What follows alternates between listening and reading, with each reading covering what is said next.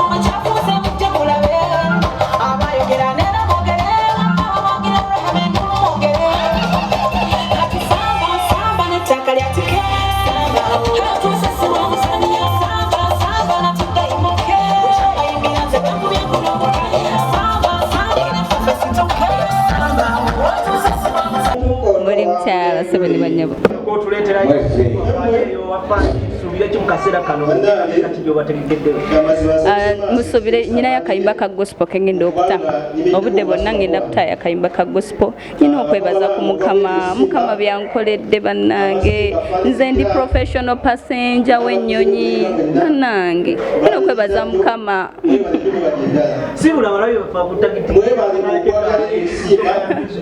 amanya nze engeri gye ntambulira mu business class olugendo terumenya ate nina Katonda mu bbanga sityayo kubanga yawanirira so akatalekeka mu buli kyokola kyonna manya nti Katonda mwali bw'aba taliimu bambi oli okyali bubi akatalekeka Katonda ye nannyini byonna kubanga okusasula kwe kubeerera emirembe gyonna kyovulaba yawaayo omwana we atufiirire olunaku luno olwa 25 tugenda kubeera nga tulujaguza naye mu lujaguze nga mulujaguliza mu Katonda Saabalabi ba Tag TV # Kavuma Music buli wamu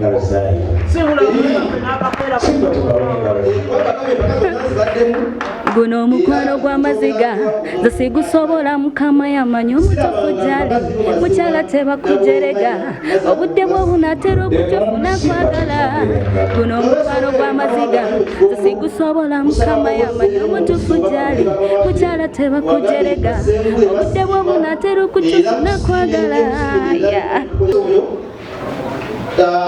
bwe yantuukirira nagamba njagala okunkwatamu ekkubo nange nengaa musigosa ate nasula byondodono oyimukwalo gwange wadda kuva 2021 yes bamumanyi bantegeera owa programu omugenyiwo mpozi ate nga nsinzira South Africa kwenjikolera ku CBS yaffe eyeri twabadde kukuuka eyeri twavudde ate tujje tuyozoyeze muganda waffe mudawusiro yabamumanyi nkola programu omugenyiwo tugenza okulaba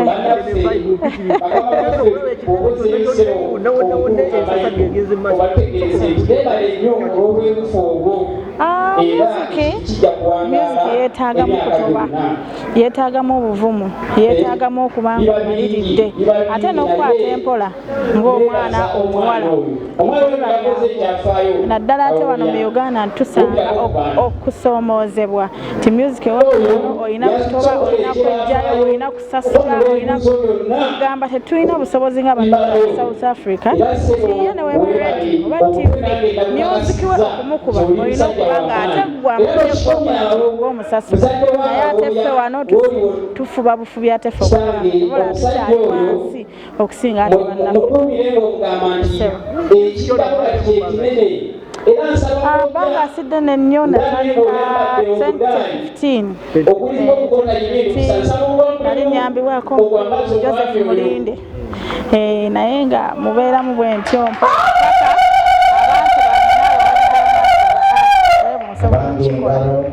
kwe kuba nti ate katutaddemu ku maanyi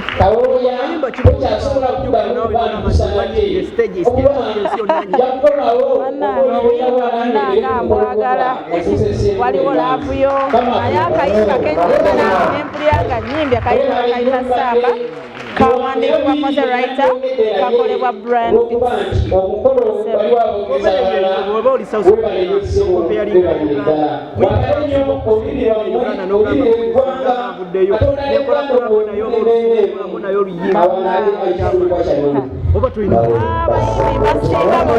basiima naye njagala nnyo okwekkirizamu nze nzekka nabe nga nejjayo nze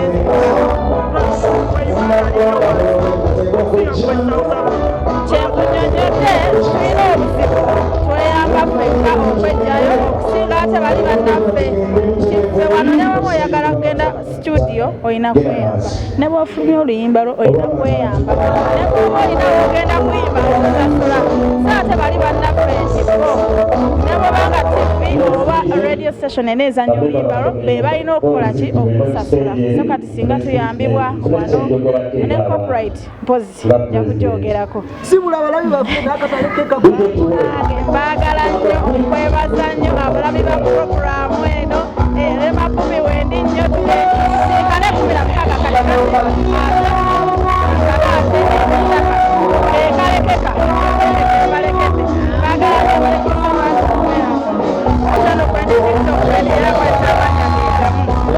nema yokubanga ate aweereza akayimba kasamba ate n'akakola kaliko nibamusolonga nimba ku mikolongo neetaze wonna nimba zaffe zizakubumula nsimbi nungi bambi tusaba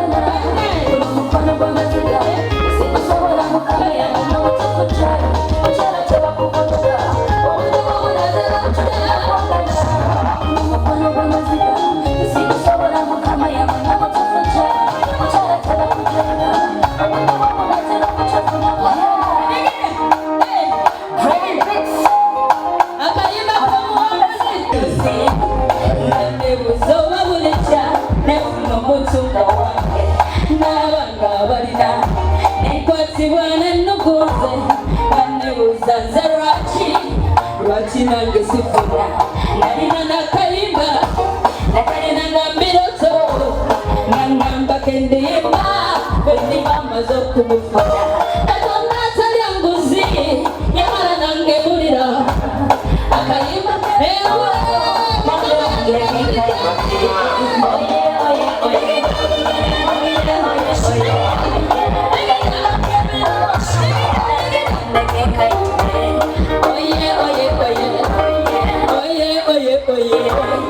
akayimba kabiroto akayimba enamala okufuna nino nekyenasuubiza bwendi bambaza okuwamala tyeyisa bulungi sirisiwuka mpisanze ne bwendi bankusanze nali mu mbeera ekuswaza ndikima amazi nemulekera ekitiibwa wange mazima niwali basiranye naweddeko akasente nibawo okukugumya tetunafuna ekyamukwano mukubuke kambe nawe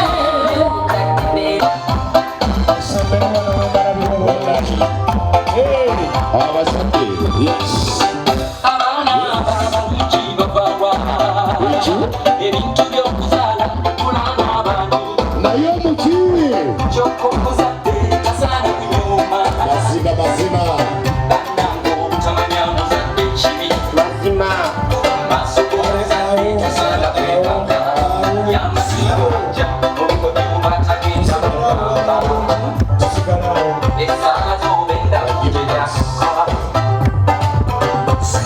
katonda w'abano katonda w'abano yasiba yasuuta kale katufune eddoboozi lyakolo guno batuuze bebulenga mikwano gya Mbosa banaffe aba Radio Simba abantu mwenna mwebale kujja ate mwebale kwagala Mbosa webale kutwagala webale kwagala ggwanga lyo webale kwagala lulimi lwo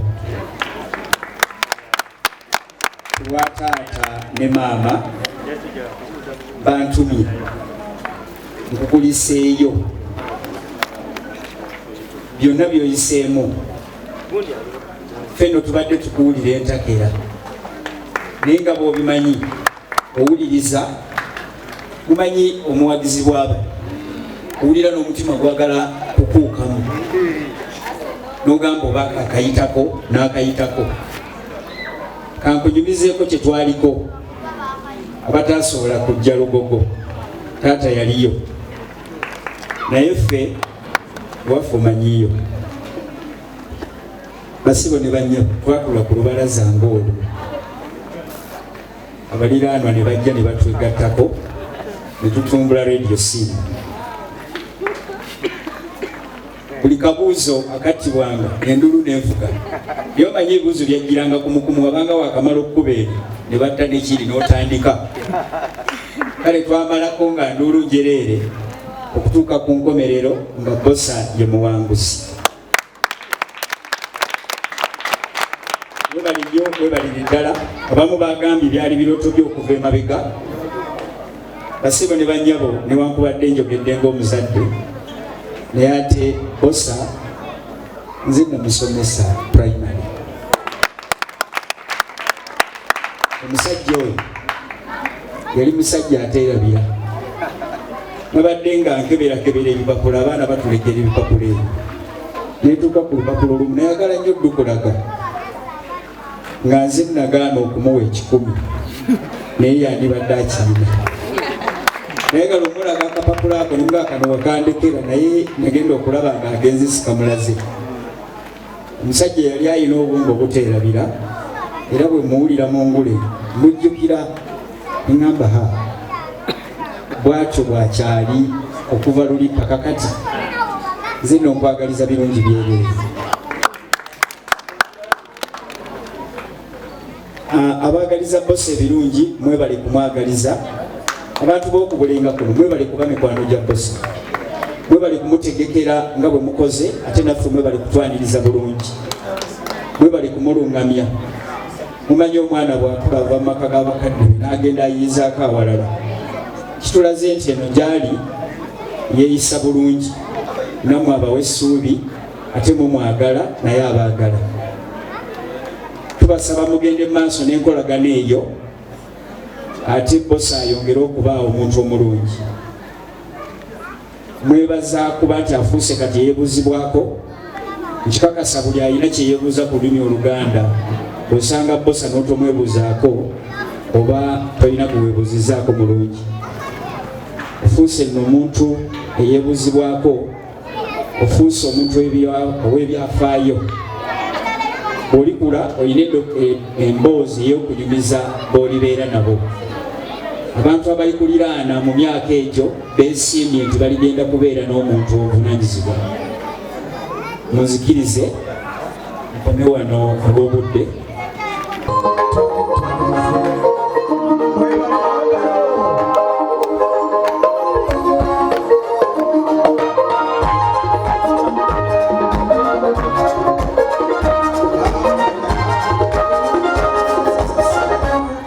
Kubanga kikulu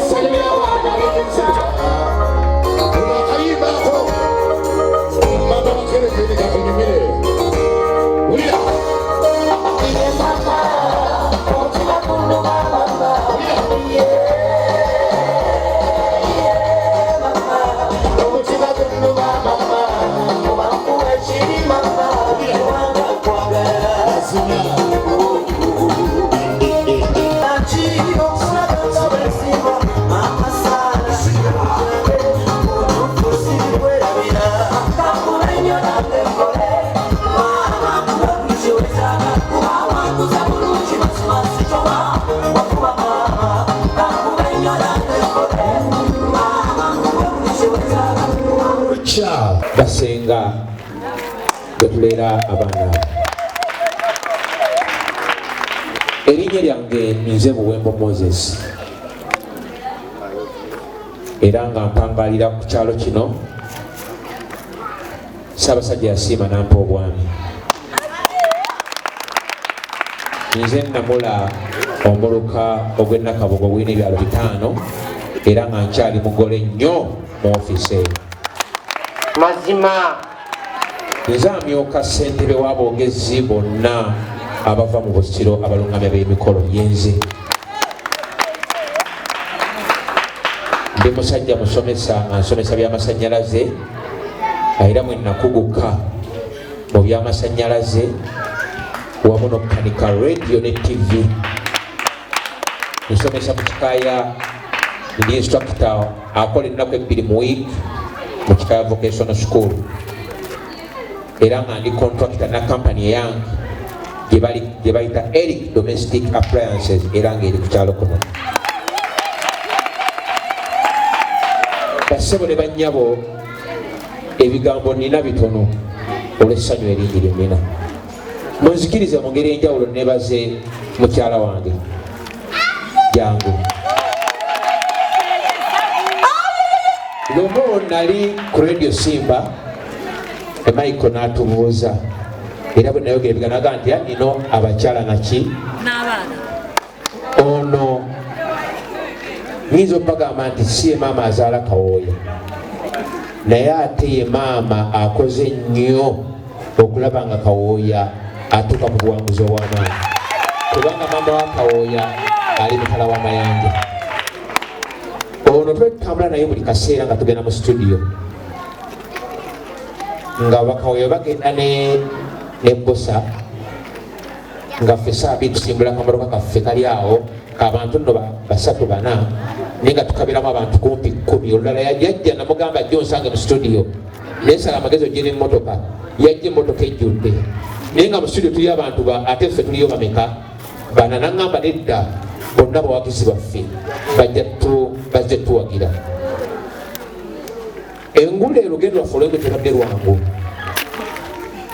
Oluusi we mbadde sisula wali Kawooya Cravin nga nkwata essimu n'enkubira ono ne mugamba njagala ompe Kawooya.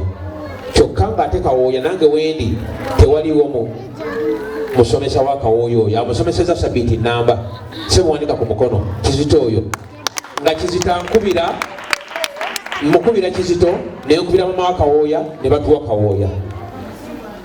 ne tutandika okusoma nga tusomera ku ssimu. Neebaza omwana wange oyo Kawooya kubanga yankola bulungi. Bosa yakeera olunaku lwomu nankubira essimu n'aŋŋamba tata Kelvin oli luddawa ko nze ndi waka. N'aŋŋamba nti banzigulidde naye tunudde nga Kawooya mwetaaga akole ng'endukusa yange. Namugamba jangu twatwa ku lubalaza nenkubirawo essimu nempita Kawooya ne batuula ne boogera ebigambo byali bitonotono. Kawooya ne muwakanya muga Kawooya tusobola okuwangula. Era Kawooya ataddewo rekodi nze njita rekodi. Simanyi nti wanaabaawo amenya rekodi eyo Kawooya gyataddewo. Bassebo ne bannyaba ebibuuzo abatabibeerangako nti bw'osimattuka jjejje tosobola simattuka waguma kisuulu. Kubanga ebibuuzo bye bibeera bizibu nnyo ate oluusi obanga ateetegedde nti Kawooya yatta ebibuuzo bya jjejje ate natta n'ebibuuzo by'omutujju, ebibuuzo 9 n'eri 9. Bwe nabadde nteekateeka omwana oyo kubanga olugendo lwe lukyatambula, nze nga taata we namugambye buli ngule bweneebaayo tujja kugenda nga mu studio era tujja kwanawunsinga ng'ekirabo nti omuntu alimenyawo rekodi y'omwana oyo. Ekyo nkyogera ngaewe tunatuuka ekirabo tujja kiteekawo.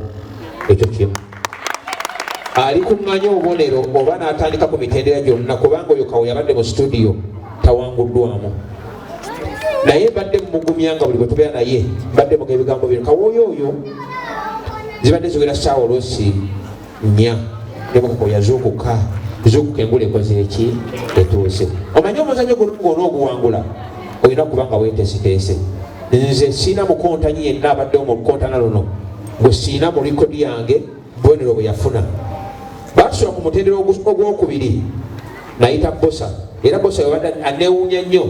Yaŋŋamba tuufu oli musajja ategeera engule nga nsooka n'enzijjayo oli yakola atya. Rekodi zonna tuziyina ku masimu ne mubonero kumabiri waka.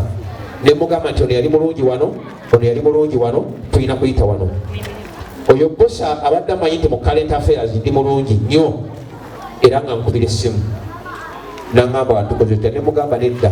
Ne muwa ebintu n'ebitayipinga ku ssimu n'abifuna ne tumaliriza.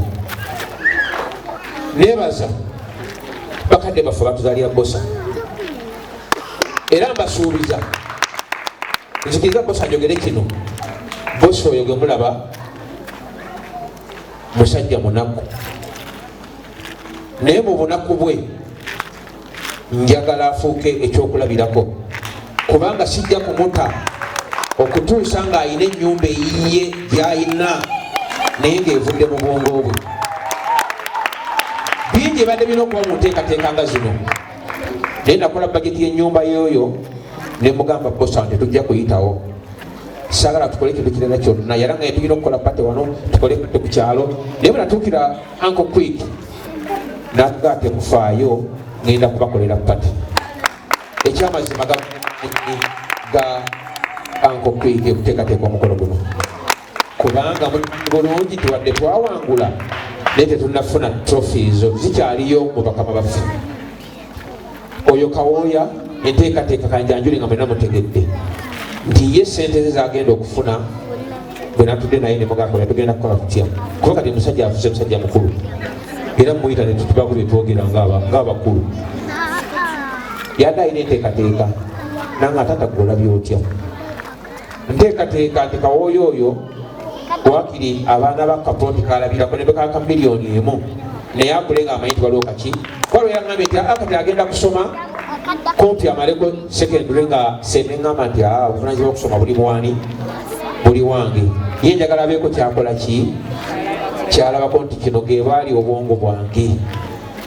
Nze buli kaseera te olunaku lesuulira bibuuzo bya mwana oyo lwakuba obudde butono nandibadde mbazannyira amaloboozi ago kubanga buli bwe ngazannya bwe nti mpulira essanyu nga likola ki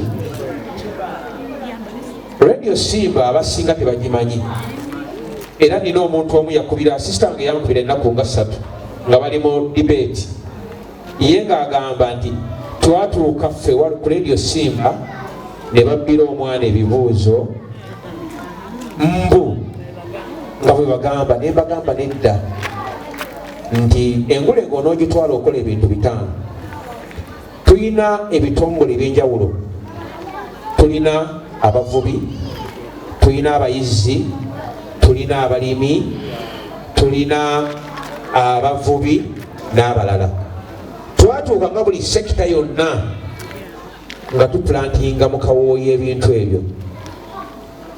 Kawooya alina ebimutawaanya byebintu ebimwetoolodde ono maama we byeyasiibangako buli kaseera nga bali ewaka ng'obuntu obutono bumukuba kubanga nzika ekibuuzo ekyamukuba kyali kya baabuuza omwana nti okuwanga enkumbi ate yamu omuyini nno waguma yakimubuuza omutujju kikolwaki kati okuwangula kyalema Kawooya era maama we badde amugamba nnyo nti Kawooya olina okuyiga obuntu buno obutono bukoze eki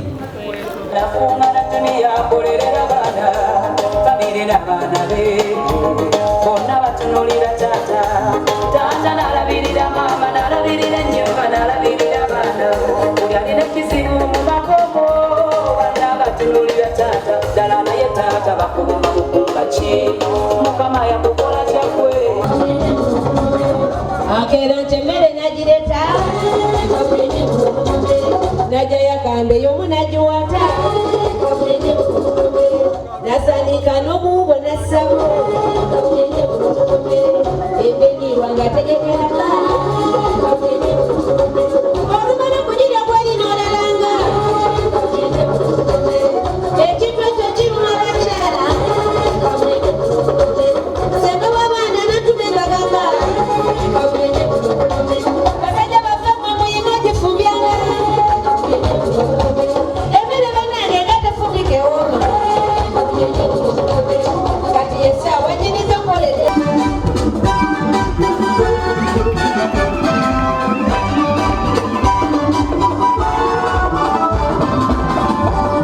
mulimu ababadde banninda tusobogeza mu bwama songa nomutolyo naye tutowa abasima mu nti situla ebinene ebyo ebitomu tunembitusa munene ebyoma bakutono naye situla ebiboda buligayabe mu bwama kyano yatusibyeku akanyanga tasana wabakyala n'abaami natulabyasa bayimbire ebiwooma zenayibakyala bomumaka ebyobuyiza munene bakisima ate abaami ne bagamba muzalina weebubesebo kirungi era nze ne bakanyako olina kubazibuwaza amayuni ate abakyala ne bagamba omusajja weera atekeno bakudde muleke weera walira kimumu babafudeyaki embaga ya leero lanjikude enyenyera ebirala bekwebebune okikunde entubolya gibanja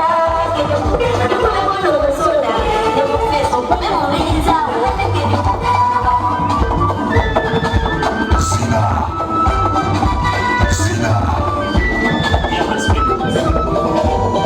waliwo ekizere kukuba kitulatulasiina mirembe kalaba nimwewunese ninesungu musana kubamba omwoyo mukapapa kokuwasa okwanjula mulina aganyanja wakisula kyomugazi nga tunamanya emmere yagifumbalya mwana mulyango gyafumbi maniyandagala oba yakatera emali mwana manyifumba akwata omulawona luweyaletonde yebamusaba wagenda okuwasa nsooka kulozaako ebona ogikunde tewalya gibanjako gikunkuna omusonda nemufesi mbona mubigizaawo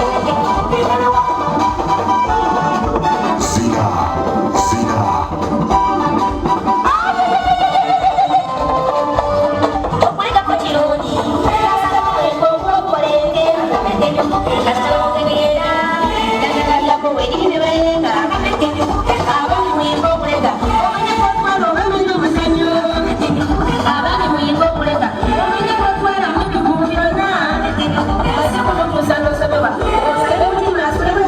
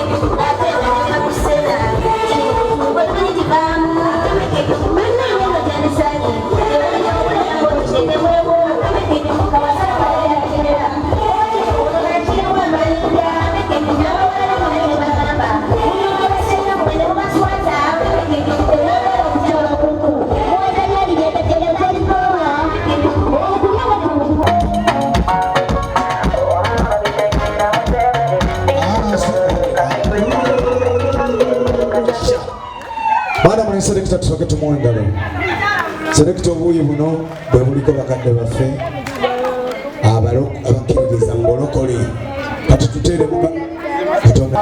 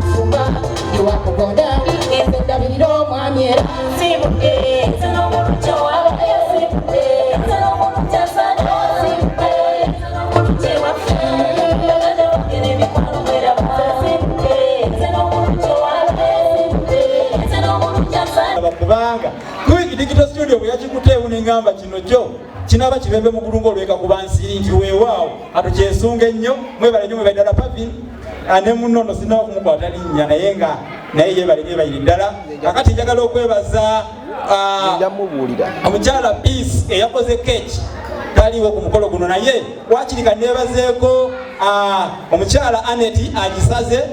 Weebale nnyo weebalire ddala ku lw'omukolo guno.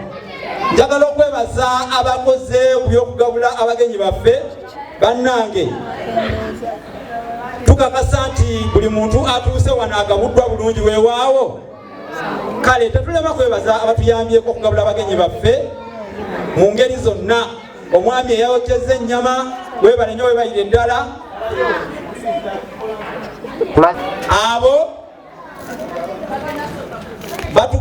batukoledde omulimu matendo olw'okutukyusa obulamu, kubanga olwaleero ebirabo ebyawanguddwa bituyambye okugenda ku ddaala obaolyawo eryanditutwalidde ebbanga eddene ennyo okulituukako. Radio Simba n'abakiddukanya oba abagikulira bakama baffe mwebale nnyo, mwebalire ddala. Omukulu Aga Sekalaala tumwebaza ne ab'enju eyo mwenna abaayiiya ne muteekawo 97/3 mu mwaka gwa 1998 mwebale nnyo, mwebalire ddala. Kakati nno nzirako ennyumba y'engule, abakola engule bonna. Muno mwe muli Katikkiro w'engule omukulu Jeje Semanda, weebale nnyo, weebalire ddala yonna gy'oli olw'okuddukanya omuzannyo guno. Omuzannyo guno gwatandika mu mwaka gwa 2022 naye gutambudde ne gye buli eno 2022 gy'emyaka emeka balaabalamu awo olabe emyaka engule gye yakabeerawo, naye bakutambuliza ku mazima n'okwenkanya. Ne neebaza omukulu Waguma Kisuulo we bamugolodde, yeebale nnyo ddala y'omu ku bateekateeka empaka zino. Ne neebaza omuzaana Nansubuga Bulenda, tubadde tulina okuba naye wano naye bambi yafiiriddwa era tasobodde kuba naffe. Ne neebaza omusomesa Kigudde Wilson Williams, omuwandiisi w'engule, oyo yasoma obubonero n'agamba nti ono afunye buno nkuguluuta buli emwe emubagula bubwe mutera okumuwulira, naye tumwebaza nnyo. Ate ne twebaza ku lukiiko olwo ndowooza teryasigadde ye mu ngeri njawulo. Wonna bwe tubadde abaddewo era ne wano mwamulabyeko omukulu Michael Kigongo munnamawulire wa Radio Simba, ate nga abadde abatuusaako n'omubabiro okuva engule ejjezenge eyitira yonna omubabiro mbadde nga mubuulira. Mukulu wa Michael Kigongo weebale nnyo, weebalire ddala olw'okuweereza okwo. Kakati ate tetulema kussaamu kitiibwa abo abaaliwo ng'engule etandikibwa, Senga Nakibuule, omukulu Abu Semogerere, weewaawo abatandisi b'engule eno okuva gye yava yonna gye muli, mwebale nnyo, mwebalire ddala, twebaza nnyo. Kawandula bigambo, weebale nnyo abayita babiri bejjukanya. Omukulu oyo awangayira kati mu Netherland yali akomawooko naye tumwebaza nnyo olw'okuba nti yakola yateekako ettaffa ddene ku lulimi lwe. Neebaza mwenna abazze basabo ne banyabo, kano ke kasembayo njogedde mu ebigambo bingi ate nga si bimazeeyo kubanga essanyu nina lingi. Ne muwandiisi wa bitabo kino baakibagambyeko, ekitabo kino kiyitibwa Olulasangeye, era nina ekitabo kye ngenda okuzzaako ekiyitibwa, sijja kusaba okula linnya lyakyo nga sinnakimaliriza, naye kino eno yenkuluzi oba dictionary ey'olulimi Oluganda. Kitabo kya mitwalo 10 mazima, mitwalo 10 ng'okyewangulira, kyawandiikibwa Sengule 2022 Musisi Bosa Geoffrey Nsereganyi, era ng'ekitabo ekyo kiri mu Angelina Bookshop awo ku Mukwano Arcade edduuka X89 kiri ne mu New Styles Bookshop awo ku Park Enkadde, ne Masaka ku Elgin Street kumpi ne Radio Budu okuliraana Muto Complex oba okuliraana Tropical Bank ng'ogifuna. Ngenda kubawa essimu yange kubanga nyiza obutagibawa lulala, eri 0781599343. Awo beera ofuna Nsereganyi 0781599343. Tugenda kusomesa abaana baffe, mbategeeza nti wano mu Bulenga tugenda kubateekerawo essomero, terigenda kusomesa baana bokka lulimi, lina essomero lya lulimi Luganda bannange, kubanga Oluganda lwe lutufudde kye tuli n'endukuse eno, era n'emikwano gyange bano lwe lwabafuula kye bali. Oluganda tetusobola kuluvaamu nga ddungu bwava mu mbogo, tugenda kulusomesa. Abo bonna abaagala okwetaba mu mpaka nga muli eyo, guno gwe mukisa Katonda abawaddeko emeza temusima. Essomero nga ndi wamu n'endukusa yange Kawoya Kelvin, tulabe nga tukwajja obanga tutwala enteekateeka eno mu maaso. Kawoya Kelvin basebo ne bannyabo ye nzizenga mwebaza naye njagala okuddamu okumwebaza mu ngeri ey'enjawulo. Kawoya weebale kubeera musajja muvumu, weebale butanvaamu nga tumubaava mu mbogo, era weebale kuba musajja mbagubaggu nota ebibuuzo mu ngeri yonna. Kawoya Kelvin mumulaba muto naye mu birowoozo alina ebirowoozo bikulu, era buli webadde nga bakwata akalu ne mugamba nti abo oyo gwe tuguddeko mumanyi nono mumanyi, kubanga bwolwa mungula omanya nogamba nti wano batuyisiza wazibu, naye nga bwomugamba awo wazibu ngaakugamba